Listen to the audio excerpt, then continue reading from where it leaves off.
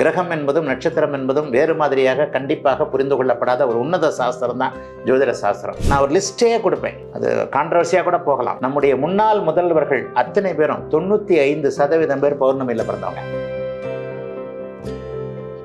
பௌர்ணமியில் பிறந்தவர்கள் தான் நன்றாக இருப்பார்கள் என்கின்ற வாதம் தப்புத்த. 95 வயது வரைக்கும் இருந்து கிட்டத்தட்ட 70 வருஷம் இந்திய அரசியலுடைய, தமிழ்நாட்டு அரசியலுடைய அச்சாணியாக இருந்த இன்றைய முதல்வருடைய தந்தையார் கலைஞர் அவர்கள் அமாவாசையில் பிறந்தவர். சந்திரன் சம்பந்தப்பட்ட அமைப்புகள் இருக்கிறவங்கலாம் பார்த்தீங்கன்னா மரைன் இன்ஜினியராக இருக்கிறவங்கள பார்த்துருப்பீங்க. பெரும்பாலான நம்முடைய மீனவ சமுதாய பெருமக்களுடைய பார்த்தீங்கன்னா அவங்களுடைய எல்லார் ஜாதகத்திலையும் சந்திரன் வளர்த்துருக்கும். ஒரு மனிதன் முழுமையாக ஜோதிடத்தை கற்றுக்கொள்வதற்கு 2.5 முழு ஆயுள் தேவைப்படும், அதாவது 300 வருஷம் தேவைப்படும்.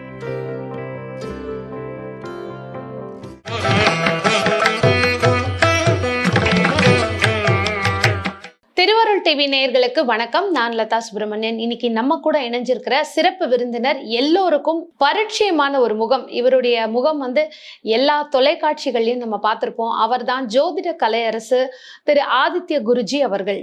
சார் வணக்கம். நல்லா இருப்பீங்கம்மா. உலகம் முழுக்க பரவி இருக்கும் திருவருள் டிவி நேயர்கள் அனைவருக்கும் இனிய நல்வாழ்த்துக்கள். எல்லோரும் நன்றாக இருப்பீர்கள். கடந்த சூரிய பதிவு மக்கள் கிட்ட நல்ல வரவேற்பு. ஏன்னா ஜாதகம்னு பார்த்துட்டு இந்த திசையில எனக்கு இந்த மாதிரி விஷயங்கள் தான் நடக்கும்னு ரொம்ப தெளிவா சொல்லியிருந்தீங்க. சூரியனுக்கு அடுத்தது தாயின்னு சொல்லப்படக்கூடிய சந்திரன். இந்த சந்திர திசை ஒருத்தருக்கு நடக்குது அப்படின்னா என்ன மாதிரி பாதிப்புகள் இருக்கும், என்ன மாதிரி ஒரு நல்ல விஷயங்கள் நடக்கும், எதுல கவனமா இருக்கணும்? சந்திரன் நீங்களே சொல்லிட்டீங்க, அம்மா மாதிரின்னு சொல்லிட்டு. உலகத்துல இருக்கின்ற அனைத்து உன்னத உறவுகள்லையும் முதன்மையான உறவு அப்பா கூட கிடையாது, அம்மா தான். அம்மா இல்லாமல் யாருமே வந்துடல. தகப்பன் விட்டு போனால் கூட தாய் விட்டு போகிறதில்ல. அப்போ அத்தகைய பெருமை மிக்க சந்திரன். இன்னொன்று பார்த்தீங்கன்னா சூரிய ஒளி கொடுக்கக்கூடிய, விஞ்ஞான ரீதியாக பார்த்தீங்கன்னா சூரிய ஒளியில் எல்லா நேரமும் நீங்கள் போகக்கூடாது. சூரியனுடைய மேலே இருக்கிற ஒரு அட்மாஸ்பியரில் பார்த்தீங்கன்னா ஓசோனில் ஒரு சின்ன ஓட்டை விழுந்துருச்சு, அதனாலேயே நமக்கு கேன்சர் வருது அப்படி இப்படின்னு சொல்கிறாங்க. சூரிய கதிர்களை நம்ம நேரடியாக தாங்கவே முடியாது. நமக்கு உடனே ஸ்கின் டிசீஸ் வந்துடும், கேன்சர் வந்துடும். ஆனால் சந்திரன் அப்படி கிடையாது. விஞ்ஞான ரீதியாகவே சந்திரனுடைய கதிர் எந்த விதத்திலையும் பாதிப்புகளை ஏற்படுத்தாத தன்னென்று இருக்கின்ற குளுமைத்தன்மை அப்படின்னு சொல்லிட்டு ஜோதிடமே சொல்லுது. ஒரு குளுமையான கிரகம் அப்படின்னு சொல்லுவோம். உலகத்துல எல்லாருக்கும் தேவையான முதன்மை கிரகம் சந்திரன். இந்த சந்திரனுடைய யோகத்துல தான் எல்லாருமே நிறைய பேர் இருக்கிறாங்க. நிறைய பேர் முன்னேறியவர்கள் பார்த்தீங்கன்னா, முதன்மையாக இருக்கிறவங்கள பார்த்தீங்கன்னா, நம்பர் 1ன்னு சொல்றோம் இல்லையா ஒரு விஷயத்துல, அதாவது அதிகாரம்னு நான் சொல்ல மாட்டேன், மிகப்பெரிய பணக்காரர்கள், மிகப்பெரிய அறிவாளிகள், மிகப்பெரிய ஒரு இந்த சேர்மன் அமைப்புகள், இந்த அமைப்புகள், ஒரு தொழிலை சாதிக்கிறவங்க, ஒரு இசை சக்கரவர்த்தி, ஒரு கவிதையை எழுதக்கூடியவர், எல்லாரையும் பார்த்தீங்கன்னாலே அந்த சந்திர அதியோகம்னு சொல்லப்படக்கூடிய மிகப்பெரிய யோக அமைப்புல இருப்பாங்க. சந்திரனை பற்றி பேசினா பேசிக்கிட்டே இருக்கலாம். சூரியன் கூட 2ஆம் பட்சம் தான். தாய் எந்த நேரமும் தேவைப்படுவாள் ஒரு குறிப்பிட்ட வயது வரைக்கும். தகப்பன் எந்த நேரமும் தாய்க்கு அடுத்து தான் தேவைப்படுவார். தாய் தான் முதல் நிலைமை. அப்போ சந்திரன் மிகப்பெரிய ஒரு ஒளி மிகுந்த கிரகம். இந்த சந்திர தசை 10 வருஷம், சூரிய தசை 6 வருஷம், சந்திர தசை 10 வருஷம். அப்போ இந்த சந்திரன் இன்னொன்று, சந்திரன் ஒரு ஸ்பெசிபிக் கிரகம், ஒரு மாதிரியான வித்தியாசமான கிரகம். எல்லா கிரகத்திற்கும் ஒரு நிலைத்தன்மை இருக்குது. சந்திரனுக்கு நிலைத்தன்மை கிடையாது. 15 நாள் அவர் தேய்வார், 15 நாள் வளர்வார், ஒரு நாள் உச்சமாக இருப்பார், பௌர்ணமியாக இருப்பார், ஒரு நாள் திடீர்னு காணாது போயிடுவார், அமாவாசையா இருப்பார். அவர் இருக்க தெரியவே மாட்டார், அவர் அங்கேதான் இருக்கிறார், நமக்கு தெரிய மாட்டார். ஆக இட்ஸ் எ வெரி டிஃபிகல்ட் ஒரு பிளானட். அது இன்னொன்று, அது பிளானட்டே கிடையாது, நம்முடைய துணைக்கோள் தான். ஜோதிடத்தில் இதுவும் மிக அழகாகவே இருக்கு. ஜோதிடத்தை ஒரு மாதிரியாக விமர்சிக்கிறவங்க, பகுத்தறிவாளர்னு தன்னைத்தானே சொல்லிக்கக்கூடியவர்கள், சூரியன் ஒரு நட்சத்திரம், அது இங்கே ஜோசியத்தில் கிரகம்னு சொல்லியிருக்கிறாங்கலாம் இருக்கு. என்னுடைய வீடியோக்களில் நிறைய இடங்களில் இதை பற்றி நான் ஒரு விளக்கத்தை சொல்லியிருக்கிறேன். எந்த இடத்துலையுமே கிரகம் என்பதும் நட்சத்திரம் என்பதும் வேறு மாதிரியாக கண்டிப்பாக புரிந்து கொள்ளப்படாத ஒரு உன்னத சாஸ்திரம் தான் ஜோதிட சாஸ்திரம். அப்போ நம்முடைய துணைக்கோள், இந்த துணைக்கோள் பூமிக்கு அருகே இருக்கிறது. இந்த சந்திரனுடைய ஒளி கிடைக்கும் போதெல்லாம் பூமி ஒளியா இருக்கு. அப்ப அந்த ஒளி மிகுந்த சந்திரன் இருக்கும் போது பிறந்தவர்கள் ஒளியான வாழ்க்கையை கொண்டவர்களாக இருக்கிறார்கள். கான்செப்ட் வந்துருச்சா? பௌர்ணமியில பிறந்தவங்க. சரி, நான் ஒரு லிஸ்டே கொடுப்பேன், அது கான்ட்ரவர்சியா கூட போகலாம். நம்முடைய முன்னாள் முதல்வர்கள் அத்தனை பேரும் 95% பேர் பௌர்ணமியில பிறந்தவங்க. இன்றைய முதல்வர் ஐயா ஸ்டாலின் ஐயா பௌர்ணமியில பிறந்தவர். நேற்றைய முதல்வர் ஜெயலலிதா மேடம், புரட்சி தலைவி அம்மா, பௌர்ணமியில பிறந்தாங்க. இடையில இப்ப இருந்தாரு நம்ம எடப்பாடி ஐயா, பௌர்ணமியில பிறந்தவர். ராகுல் காந்தி பௌர்ணமியில பிறந்தவர். இப்போது வரைக்கும் பக்கத்து அமைப்புல இருந்த ஜெகன்மோகன் ரெட்டி பௌர்ணமியில பிறந்தவர். இன்றைக்கு ஆண்டு கொண்டு இருக்கின்ற சந்திரபாபு நாயுடு பௌர்ணமியில பிறந்தவர். இப்படி அடுக்கிக்கிட்டே போவேன். ஜோதிடத்தை ஒரு ஒளித்தன்மையாக வித்தியாசமாக வகைப்படுத்தி ஆய்வு அமைப்புகளை ஒரு சுபத்துவ பாபத்துவ அமைப்புகளை சொன்ன வேணாம். இந்த சந்திர அதியோகம் என்பது வாழ்க்கையை நிறைய புரிஞ்சு கொள்ளாம படாமையே போயிடுச்சு அப்படின்னு சொல்லுவேன். சந்திர யோகத்தை நான் கண்டுபிடிக்கல, ஆனா சந்திர அதியோகம் என்கின்ற அந்த பௌர்ணமி சந்திரனுக்கு எதிரே இருக்கும்போது கிரகங்கள் சுபத்துவத்தை அடையும் என்கின்ற ஒரு பெரிய கான்செப்ட் அந்த நேரத்துல அந்த அதாவது சந்திர தசை கூட பெருசு இல்லை. இப்ப நம்ம பேச போறது சந்திர தசையை தான். ஆனா சந்திரனுடைய ஒளியின் அமைப்புகள்ல உள்ளே இருக்கக்கூடிய சுபகிரகங்கள் தரக்கூடிய யோகத்தை பார்த்தீங்கன்னா மிக பிரமாதமான ஒன்று. ஆக இன்னொன்னு, அம்மா பவர்ஃபுல்லா இருக்கிறா அப்படின்னா நம்ம நல்லா இருப்போம் இல்லையா? அப்படித்தான் நீங்க எடுத்துக்கணும். தாய் பவர்ஃபுல்லா இருக்கிறா, வெல்த்தியா இருக்கிறா, அவகிட்ட இருந்து நல்ல சாப்பாடு கிடைக்கும், அமுதுன்னு சொல்லப்படுகின்ற குழந்தைக்கு நல்ல பால் கிடைக்கும். தாய் பணக்காரியா இருக்கிறா, நம்ம அவளை எடுத்துட்டு போறா, நம்ம கிட்ட தான் கொடுத்துட்டு போறா. இப்போ இதை நீங்க எப்படி வேணாலும் எடுத்துக்கோங்க. அம்மா பணக்காரியா இருக்கிறா, அம்மா வந்து நல்ல வயிறு ஃபுல்லா வீடு ஃபுல்லா சாதம் வச்சிருக்கிறா, இது வச்சிருக்காருன்னு எப்படி வேணாலும் எடுத்துக்கோங்க. சந்திரன் வலுவாக இருந்தால் அந்த சந்திர தசை மிகப்பெரிய யோக பலன்களை செய்யும். அதே நேரத்துல யாருக்கு செய்யும்? இதுக்கு அடுத்து உள் பிரிவாக சில விஷயங்கள் வருது. நிறைய நேயர்களுக்கு சந்தேகம் இருக்கும். ஆமா, பௌர்ணமி யோகத்துல பௌர்ணமிக்கு பக்கத்துல பௌர்ணமிக்கு முன் பின்னாக, அதாவது வானத்தில் பார்க்கும் போது சந்திரன் ஓரளவுக்கு வட்ட வடிவமாக இருக்கும் போது பிறந்தவர்கள் இப்படித்தான் நீங்க எடுத்துக்கலாம். இதை எப்படி எடுத்துக்கலாம்னு சொன்னா, பௌர்ணமிக்கு முன் ஒரு 5 நாட்களுக்கு முன்பாக, பௌர்ணமிக்கு பின் ஒரு 5 நாட்களுக்கு பின்பாக, பௌர்ணமிக்கு 5 நாளைக்கு முன்னாடியே பௌர்ணமிக்கு 5 நாளைக்கு அப்புறம், இந்த நேரத்தில் அவர் வட்ட வடிவமா இருப்பார். இந்த வட்ட வடிவமாக ஒளித்தன்மையோடு இருக்கின்ற நிலையில பிறந்தவங்க ஓரளவுக்கு நல்லாவே இருப்பாங்க அந்த திசையில. இப்ப நீங்க கேட்கறது சந்திர திசையை பத்தி. அப்ப சந்திரன் வந்து அதே நேரத்துல தாய் எல்லாருக்கும் பொதுவானவள். தாயை விருக்கிறவங்க இருக்கிறாங்களா இல்லையா? எங்க அம்மா மாதிரி இருக்கிறாங்கல்ல. வாழ்க்கையில எல்லாமே நடக்குது இல்லையா? இது ஒரு அற்புதமான ஒரு கதையெல்லாம் உண்டு. சந்திரனுக்கு புதன் எதிரி, சந்திரனுடைய ஒரு மாதிரியான நடத்தையால் பிறந்தவர் அப்படின்னு சொல்லிட்டு அது அந்த கான்செப்டுக்குள்ள நம்ம வர வேண்டாம். இதைத்தான் நான் சூரிய திசையில கூட ஒரு எக்ஸ்பிளனேஷன் கொடுத்தேன். நண்பர்கள் எதிரிகள் இந்த மாதிரியான ஒரு எக்ஸ்பிளனேஷன் கொடுத்தேன். தாய் வந்து யாரையும் வெறுக்க மாட்டான், ஆனா தாயை வெறுக்கின்ற குழந்தை இருக்கு. ஒரு குழந்தை ஒரு தாய்க்கு 8 பிள்ளை, 8 பிள்ளையும் அவன் சமமாக பாவிப்பான். ஆனா அந்த 8 பிள்ளைல ஏதாவது ஒண்ணு அவனுக்கு மட்டும் அம்மா வந்து நிறைய பால் கொடுத்துட்டா, எனக்கு கொடுக்கல, அக்காவுக்கு உள்ள போயிடுச்சு, தங்கச்சிக்கு உள்ள போயிடுச்சு, எங்க அம்மா வந்து அம்மாவே கிடையாது அரக்கி, இப்படிலாம் இருக்கு. இதை நீங்க பொருத்தி பார்த்துதான் சந்திர தசையில என்ன நடக்கும்ன்றத பார்க்கணும். சந்திர தசை வழக்கம் போல அவருடைய லக்னமான கடக லக்னத்திற்கு யோகத்தை தரும். இதுல ஒரு 6 லக்னங்கள் இருக்கு. கும்ப லக்னத்திற்கு அவர் கடுமையான பாவி. இப்ப வந்து யாருக்கு நன்மை செய்வார்ன்றதை மட்டும் பார்ப்போம், யாருக்கு நன்மை செய்ய மாட்டார்ன்றது நமக்கு தேவையில்லை. அவருடைய லக்னம்னு சொல்லப்படக்கூடிய கடக லக்னம் சொந்த லக்னத்திற்கு அவர் நல்லதையும், அவருடைய கணவனாக இன்னொன்று தலைவன் தலைவி என்கின்ற அமைப்பில் இருக்கக்கூடிய அந்த சிம்ம லக்னத்திற்கு அவர் யோகத்தையும், இன்னொன்று அவருடைய மற்ற சக நண்பர்கள் என்று சொல்லப்படக்கூடிய தனுசு மீனம் மேஷம் விருச்சிகம் ஆகிய அந்த 6 லக்னங்களுக்கு, கடகம் சிம்மம் தனுசு மீனம் மேஷம் விருச்சிகம் ஆகிய 6 லக்னங்களுக்கு சந்திர தசை ஓகோன்னு செய்யும். இதுல வந்து எந்த விதமான ஒரு இது இருக்காது. ஆனா அந்த சந்திரன் வலுவாக இருக்கணும். அதான் ஓகோன்னு செய்யும்னா அம்மா கிட்ட சாப்பாடு இருக்கணும், அம்மா கிட்ட ஒளி இருக்கணும். சந்திரன் ஒளியோடு இருக்கும்போது, ஐயா சந்திரன் ஒளியோடு இல்லை. சில பேர் அமாவாசையில பிறந்தவங்க இருப்பாங்க, நீங்க சொன்ன மாதிரி முன்னாடி பின்னாடி பிறந்தவங்க, அவங்களுக்கு எல்லாம் நிறைய கேள்வி இருக்கும். அப்ப நாங்கெல்லாம் என்ன பண்ணுவோம், எங்களுக்கு எல்லாம் என்ன நடக்கும்? அப்படி பார்த்தா இன்றைய முதல்வருடைய அப்பா அமாவாசையில பிறந்தவர் கலைஞர் அவர்கள். இதுக்கும் ஜோதிடம் சரியான பதில வச்சிருக்குது.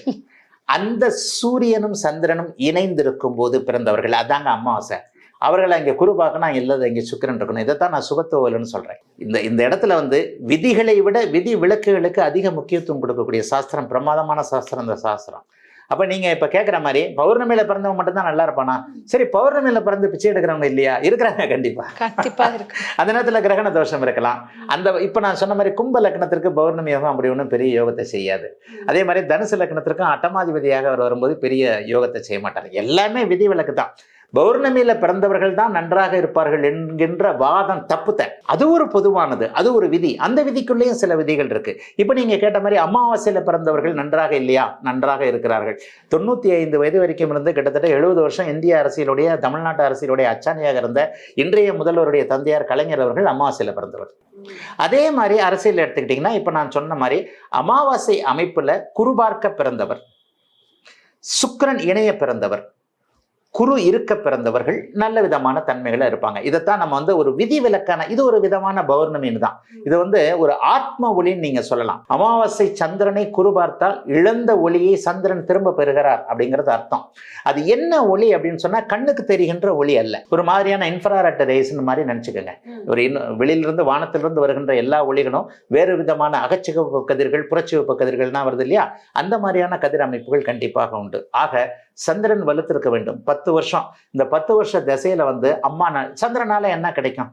சந்திரனுடைய அமைப்பு பார்த்தீங்கன்னா அம்மான்ற உயிர் காரகத்துவம். இன்னொன்று தண்ணி, நீர், லிக்விடு, இதுக்கு வந்து சந்திரன் தான் காரணம்.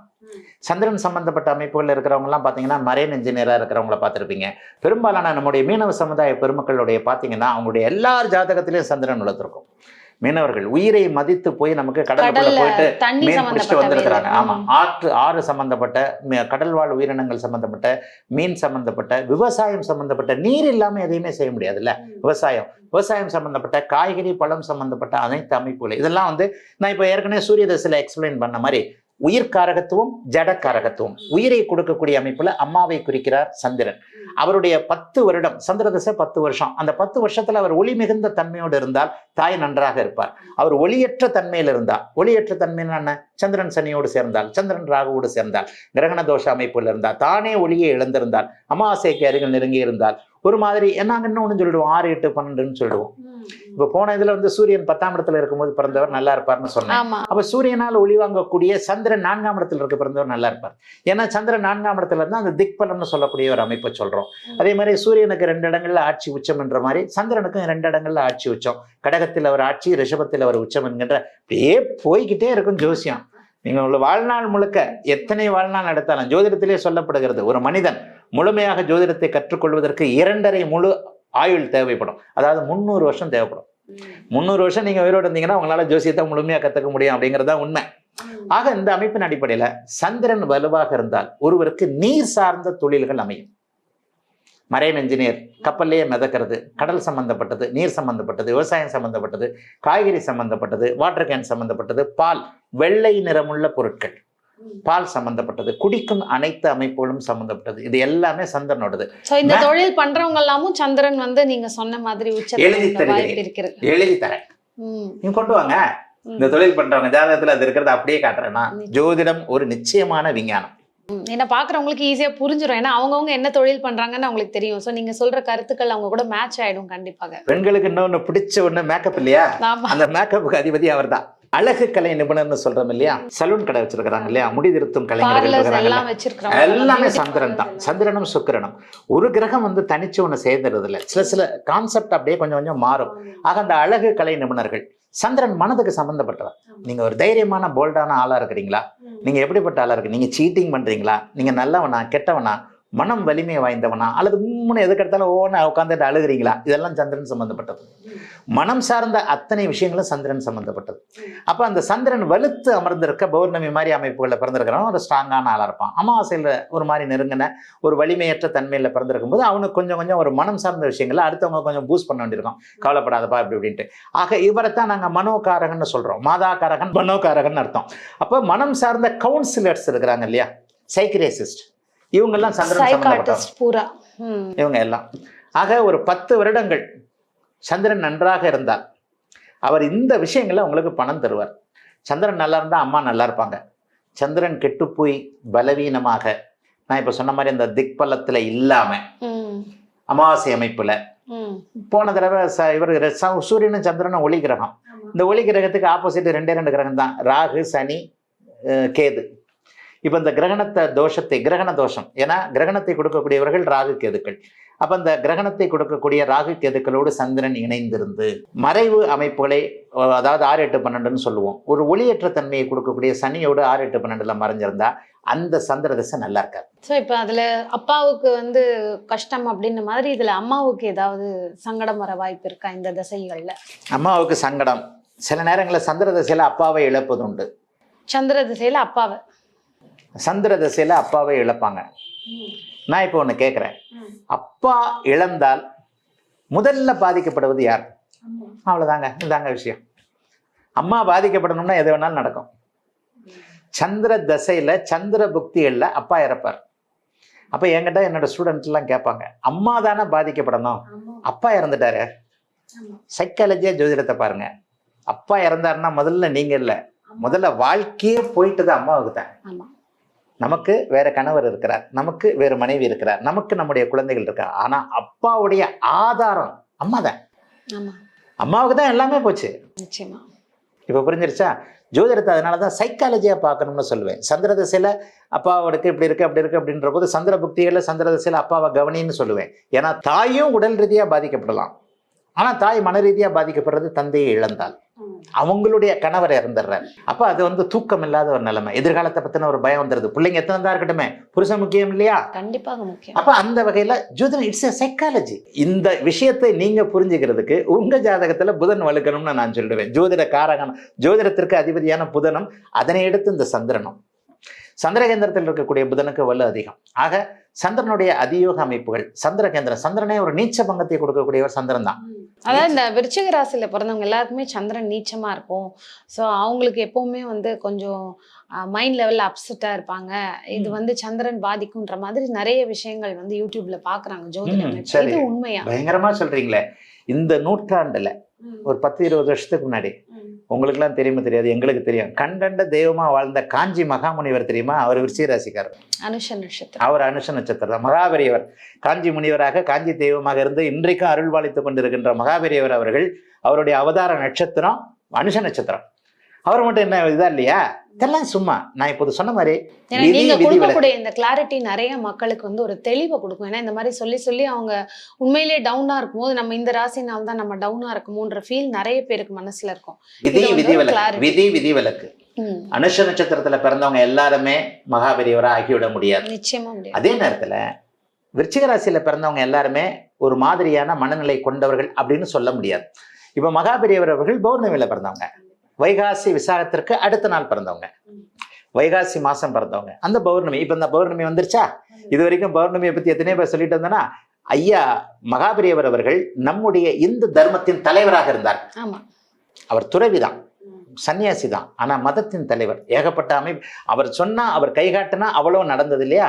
அவரை வச்சுதான் நம்முடைய மேலான இந்து மதமே இருந்தது அவருடைய காலகட்டத்தில். இன்றைக்கு மடத்தின் கட்டுப்பாட்டில் தான், ஸ்ரீமடத்தினுடைய கட்டுப்பாட்டில் தான் நிறைய கோவில்கள் இயங்குகின்றன, நிறைய பேர் இருக்கிறாங்க. ஐயாவுக்கும் மகாபெரியவருக்கும் அடுத்தடுத்த வாரிசுகள் வந்துட்டாங்க, இப்போ பாலபெரியவா இருக்கிறாங்க. இப்போ நான் சொன்ன இந்த சந்திர அதியோகம் என்கின்ற தலைமை பண்பு புரியுது ஒருத்தருக்கு. சூரியன் வலுத்திருக்கின்ற ஒருவர் அரசியல்ல உயர்வானவராகவும், சனி சுபத்துவமாக குரு சுபத்துவமாக இருக்கின்ற ஒருவர் ஆன்மீகத்தில் உயர்வானவராகவும் சந்திர அதியோகத்தின் காரணமாக வருவார். இந்த சந்திர அதியோகம் ஐயா அவருக்கும் இருந்தது. ஆக இந்த மாதிரியான விஷயங்களை எப்ப லைட்டா புரிஞ்சுக்கிறீங்களோ, சந்திரன் தன்னுடைய 10 வருடங்கள்ல வந்து தாய்க்கு நல்லதுகளை, மனதுக்கு நல்லதுகளை, தாய்க்கு அல்லதுகளை, மனதுக்கு அல்லதுகளை செய்யக்கூடியவர். சந்திரனுடைய ஒளித்தன்மையை பொறுத்து ஒரு 10 வருஷம் இப்படிதான் இருக்கும். எந்தெந்த லக்கணங்களுக்குன்றதையும் சொல்லிட்டேன். அருமை அருமை. சந்திர திசை பத்தி ஒரு அருமையான பதிவு கொடுத்துருக்கீங்க. இறுதியா வந்து இந்த மீடியா ஃபீல்ட்ல இருக்கிற நிறைய பேருக்கு ஒரு சந்தேகம் இருக்கும், எனக்கு சந்திர திசை நடக்குது ஆனா இன்னும் நான் அதுல ஜெயிக்கலன்னு. ஸோ இதை பத்தின ஒரே ஒரு கிளாரிட்டியோட நீங்க. எல்லாருக்குமே சந்திர திசை ஜெயிப்பாங்கன்னு யார் சொன்னது? இப்ப நான் சொன்ன 6 லக்கணங்கள் இருக்கு. சரி, இப்ப இதை நீங்க வேற மாதிரி கூட யோசிக்கலாம். அப்ப அந்த 6 லக்கணங்கள் தான் ஜெயிப்பாங்கன்னா மீது 6 லக்கணங்களுக்கு சந்திரன் யோகத்தையே தரமாட்டாரா? கிடையாது. அதுலயும் விதிவிலக்கு இருக்கு. இந்த மீதி 6 லக்கணங்களுக்கு 3, 6, 10, 11 சொல்லப்படக்கூடிய உபசயஸ்தானங்கள்னு சொல்லப்படுது. அந்த அமைப்புகளில் சந்திரன் இருக்கும்போது பொதுவாகவே சந்திரன் நல்ல பலனை தருவார் அப்படிங்கிற ஒரு அமைப்பும் இருக்கு. சந்திரன் பொதுவாக நன்றாக இருக்கணும்னா அவரே ஒளியாக இருக்க வேண்டும், அல்லது அவர் ஒளிப்படுத்தப்பட்டிருக்க வேண்டும். அவரே ஒளியாக இருப்பது பௌர்ணமிக்கு நெருங்கி இருப்பது, அல்லது அவர் அமாவாசையில் இருக்கிறார். இன்னொரு ஒளி கிரகமான சுக்கிரனாலோ அதனை எடுத்த இன்னொரு ஒளி, எப்பவுமே பௌர்ணமியில வந்து சுக்கிரனோட சந்திரன் இணைய முடியாது, அமாவாசையில தான் இணைய முடியும். அது ஒரு வானியல் அமைப்பு. வானியல் அமைப்பின் அடிப்படையில அமாவாசை சந்திரனாக சூரியனும் சந்திரனும் நெருங்கி இருக்கும் பொழுது அதற்கு அருகே சுக்கிரன் இருந்தால் அவர் சந்திரன்ல பெரிய கெடுபலன்களை செய்ய மாட்டாரு, நல்லது செய்யும். அல்லது குருவின் பார்வை இருக்கணும். அப்ப மீடியால இருக்கிறவங்க சந்திர திசை அப்படின்னு சொன்னீங்கன்னா அவங்கவுங்க ஜாதக அமைப்புல, இப்போது நான் சொன்ன மாதிரி இந்த 6 லக்கணங்களை பிறந்திருக்கிறீங்களா, அந்த 6 லக்கணங்களை பிறந்திருக்கிறீங்களா, சந்திர திசை உங்களுக்கு எப்போது வருகிறது? சந்திரன் வந்து கன்னி பெண்ணை குறிக்கக்கூடியவர் சுக்கிரன். 35 வயது அமைப்புல இருக்கக்கூடிய மாது பருவத்தை குறிக்கக்கூடியவர் சந்திரன். அப்ப சுக்கிர தசை சின்ன வயசுல நல்லா வேலை செய்யும்னு அர்த்தம். சந்திர தசை 35 வயசுல வேலை செய்யும்னு அர்த்தம். அம்மான்றவ 18 வயசுக்கு பொண்ணை வந்து அம்மான்னு சொல்ல முடியாது, அவ கன்னி தான்.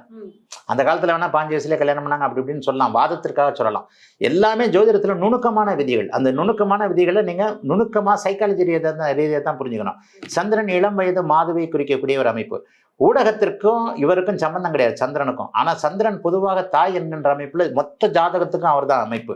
ஊடகத்திற்கு பொதுவானவர் புதன், அதனை அடுத்து சுக்கிரன் வந்துருவேன். நீங்க டான்ஸ் ஆடுறீங்களா எழுதுறீங்களான்னு வந்துடும். கண்டிப்பா கண்டிப்பா. எழுதுனீங்கன்னா புதன், டான்ஸ் ஆடுனீங்கன்னா எல்லாம் கலைதான், சுக்கிரன் வந்துடும்.